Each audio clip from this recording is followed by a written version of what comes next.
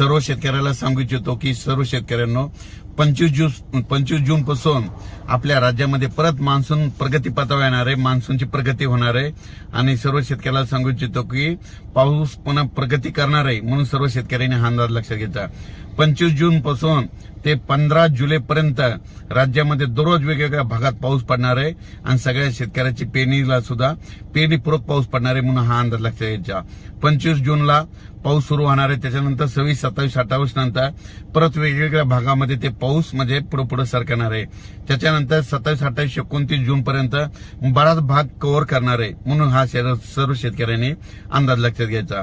25 जून ते 1 जुलैपर्यंत बराच आपला महाराष्ट्र ह्या मान्सून व्यापलेला दिसत। त्याच्या व्यतिरिक्त समजा बऱ्याच जणांची याच्यामध्ये खूप जणांची पेरणी देखील लागलेली दिसत, पण याच्या नंतर ज्यांची याच्यातून जर पेरणी काही वंचित राहिली शेतकरी तर त्यांची पेरणी 10 जुलै ते 15 जुलैमध्ये परत पाऊस येणार आहे, म्हणजे 15 जुलैपर्यंत परत पाऊस असणार आहे, त्याच्यामध्ये पेरणी होऊन जाणार।